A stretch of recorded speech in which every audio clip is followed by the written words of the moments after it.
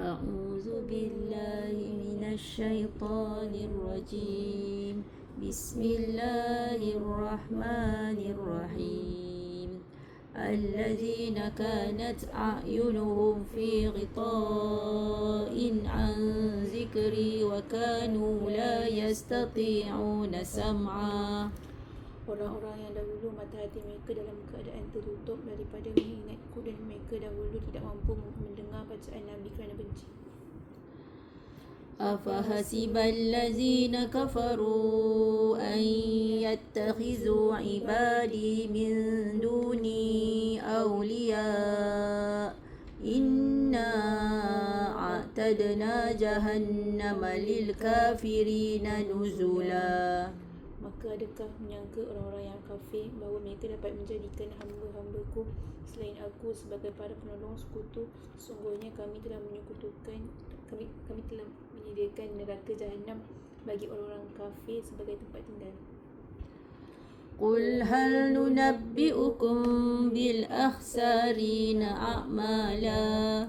Katakanlah, mahukah kami beritahu kepada kamu tentang orang-orang yang paling rugi perbuatannya? الذين ضل سعيهم في الحياة الدنيا وهم يحسبون أنهم يحسنون صنعا. Iaitu orang-orang yang sesat batal usaha amal mereka di kehidupan dunia ini, padahal mereka mengira sesungguhnya mereka melakukan sebaik-baiknya perbuatan. أولئك الذين كفروا بآيات ربهم ولقائه فهبطت أعمالهم فلا نقيم لهم يوم القيامة وزنا. Mereka itu orang-orang yang kafir terhadap ayat-ayat keesaan Rabb mereka dan pertemuan dengannya, maka sia-sia batal perbuatan mereka, maka kami tidak menegakkan untuk mereka pada hari kiamat sebagai sebuah timbangan. ذلك جزاؤهم جهنم بما كفروا واتخذوا آياتي ورسلي هزوا. Demikianlah menjadi balasan mereka di neraka Jahannam kerana apa yang mereka kafir dan mereka menjadikan ayat-ayatku dan rasul-rasulku bahan ejekan. إن الذين آمنوا وعملوا الصالحات كانت لهم جنات الفردوس نزلا. Sungguhnya orang-orang yang beriman dan mengerjakan kebajikan telah ada bagi mereka syurga Firdaus menjadi tempat tinggal. خالدين فيها لا يبغون عنها حولا. Orang-orang kekal di dalamnya, mereka tidak ingin darinya berpindah ke tempat lain.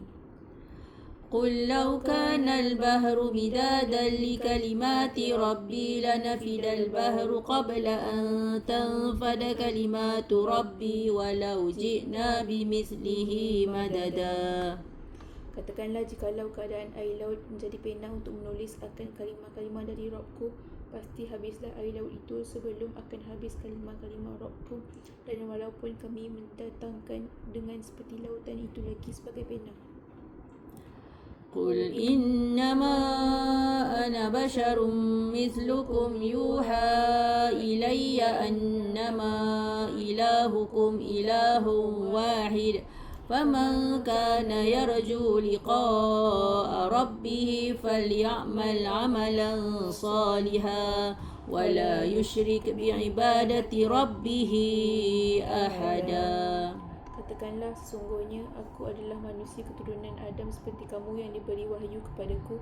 Sungguhnya Rabb kamu Rabb ilah yang esa, maka sesiapa yang dia mengharapkan bertemu, dibangkitkan dan dibalas Rabbnya, maka hendaklah dia melakukan amal soleh dan janganlah dia menyekutukan dalam beribadah kepada Rabbnya dengan sesuatu pun.